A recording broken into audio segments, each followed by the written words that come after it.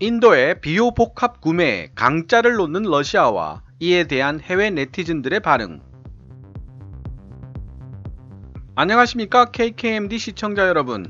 오늘 여러분과 함께 살펴볼 해외 기사는 인도에 근거를 두고 있는 The Economic Times에서 지난 2020년 1월 7일에 게재한 K30 비호복합 인도 진출과 관련된 기사입니다. 인도 자주 대공포 시스템 조달 사업에 K30 비호복합으로 입찰한 대한민국의 하나 디펜스가 최종 후보로 선정된 것은 작년 초의 일입니다. 하지만 거의 1년이 넘어가도록 그 다음 단계인 가격 협상 단계로 넘어가지를 못하고 있는데요. 그 이유를 설명하고 있는 기사입니다.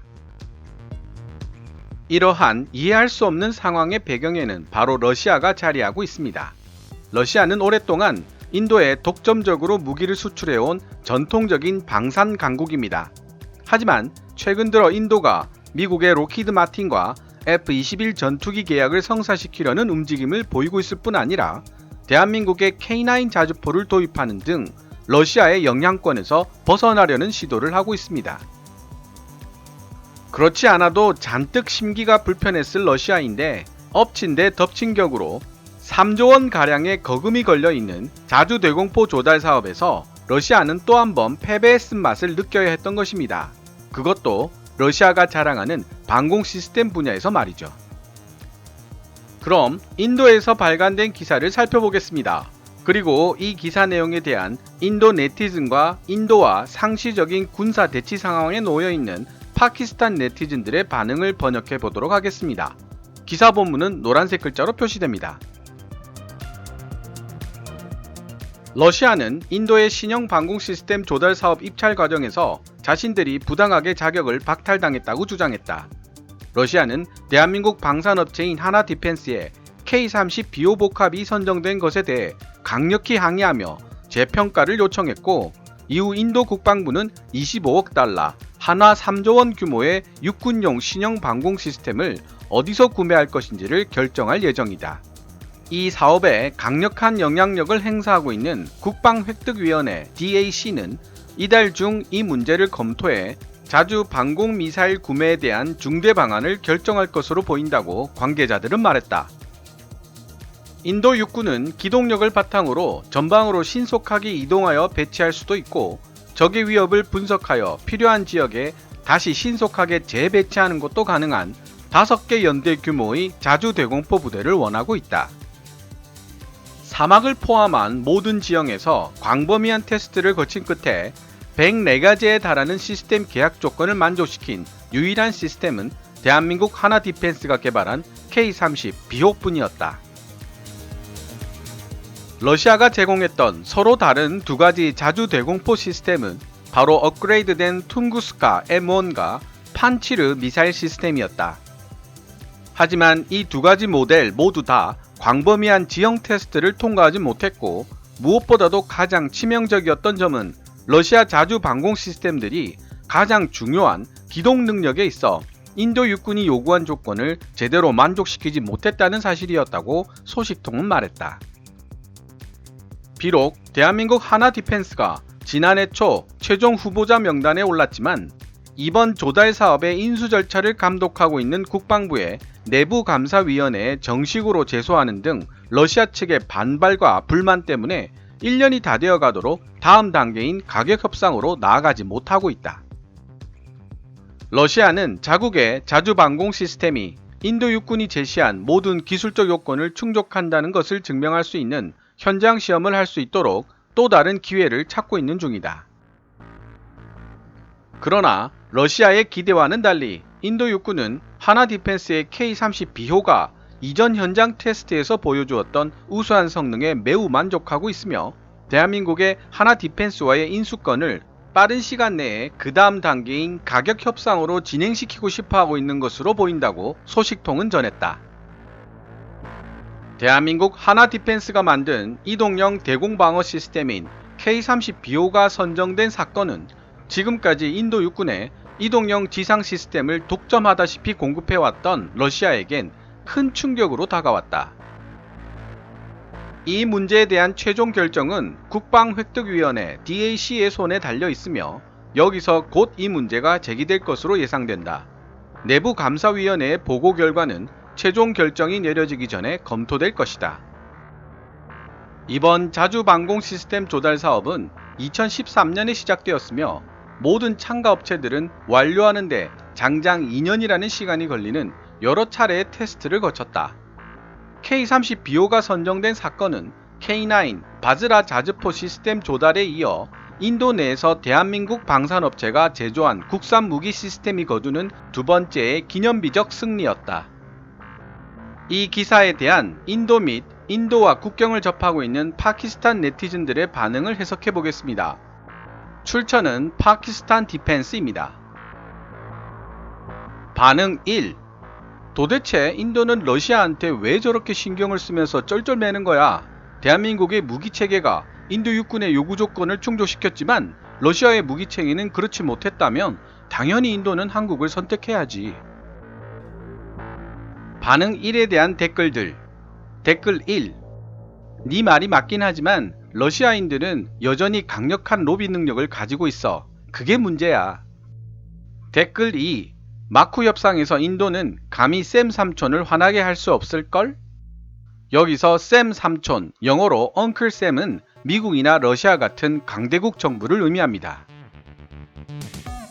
반응 2. 비호복합은 인도에서 만들기에 너무 어렵고 복잡해. 반응 2에 대한 댓글 1.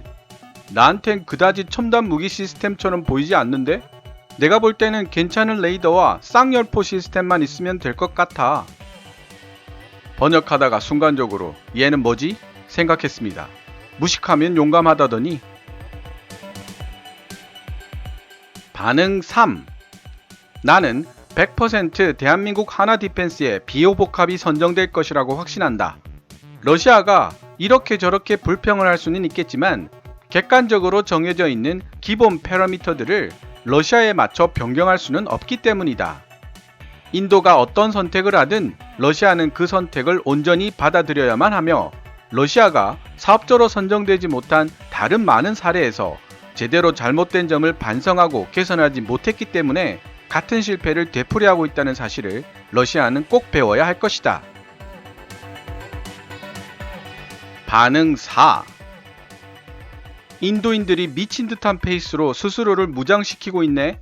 전쟁 준비라도 하는 걸까? 사실 인도인들이 전쟁을 한다면 제1대상국은 파키스탄이 될 가능성이 높습니다. 그리고 이 반응에 가장 많은 댓글들이 달려 있습니다. 댓글 1. 아니, 그런 게 아니라 인도 육군에 있는 무기 체계들 중에 현대화시켜야 할 구형 모델들이 너무나 많기 때문이야. K-30BO 복합 같은 경우는 1960년 구소련 시대에 만들어진 자주대공포 JSU-23-4 쉴카를 대체하기 위해 들여온 거지. 댓글 2. 우리 인도 군사장비의 70%는 업그레이드 해야 할 필요가 절실한 60년대 쓰레기들이야. 하지만 우리 인도의 핵 잠수함이 K-시리즈 미사일로 무장되고 나면 더 이상 해외 무기를 구매할 필요가 없어지겠지. 그러면 우리 인도는 국내 무기 개발에 완전히 집중할 수 있는 사치를 누릴 수 있게 될 거라고 생각해. 아시다시피 인도는 핵무기 보유국이며 K-시리즈 미사일 중 잠수함 탄도미사일인 K4는 핵탄두 장착 능력을 지니고 있는 것으로 알려져 있습니다. 비록 K-시리즈 미사일 정보의 대부분은 극비로 분류되어 있지만 K라는 이름은 1931년 출생하고 2015년 세상을 떠난 인도 핵폭탄의 아버지 압둘 칼람의 이름을 따서 만든 것입니다. 압둘 칼람은 가난한 어부의 아들로 태어나 대부분의 인도인들이 가난에 허덕이던 1970년대에 우주 프로그램을 시작하고 1982년에 순수한 인도 국내 기술로 핵폭탄 개발에 성공한 인물이며 힌두교가 대부분인 인도에서 11대 대통령으로 당선될 만큼 전 국민적인 존경을 받았습니다. 2015년 대학 강연 도중 사망했을 때 남긴 유산이 책 2,500권과 셔츠 6장, 바지 4벌, 양복 3벌, 구두 2켤레에 불과했을 정도로 평생을 청렴결백하게 살았던 그는 군사기술 향상이 인도의 위상을 높여줄 것이라 확신하고 국민들의 염원에 과학기술로 부응했던 인물이기도 했습니다. 댓글 2를 쓴 사람은 인도인으로 보이고 약간의 오만으로 비춰질 수도 있는 자신감을 댓글에서 보이고 있지만 압둘 칼람의 이야기는 약간 부럽기도 하네요. 댓글 3. 인도는 왜 육군 병력 규모를 좀 더 축소하지 않을까? 그렇게 하면 기존과 동일하거나 오히려 더 적은 예산으로도 모든 병사들에게 더 나은 장비, 훈련, 그리고 기타 필요한 다른 것들을 제공하는 것이 가능해질 텐데, 파키스탄은 기본적으로 인도보다 훨씬 작은 나라이기 때문에 인도는 많은 수의 육군이 필요 없다는 거지. 만에 하나 중국과의 육상전이 발생하더라도 양국 간의 주요 전장은 주로 산악지형이 될 것인 만큼 병사들의 숫자는 그렇게 중요하지 않을 거야. 댓글 4. 열악한 장비를 갖추고 숫자만 많은 100만 명 이상의 군인들보다 좋은 장비를 갖추고 충분히 훈련된 50에서 60만의 정예 지상군이 인도를 방어하는데 더 큰 도움이 될 것이다.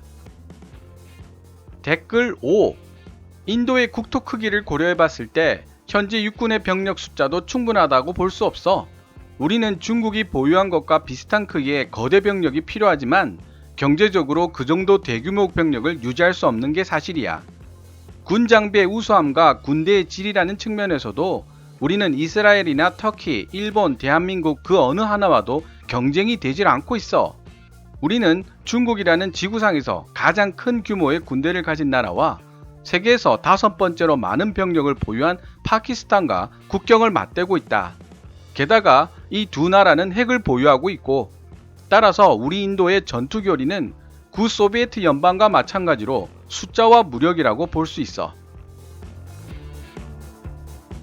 지금까지 인도 언론인 더 이코노믹 타임즈가 지난 2020년 1월 7일에 게재한 K30 비호 복합 인도 진출과 관련된 기사와 파키스탄 디펜스에 올라온 해외 네티즌들의 반응을 번역해 보았습니다.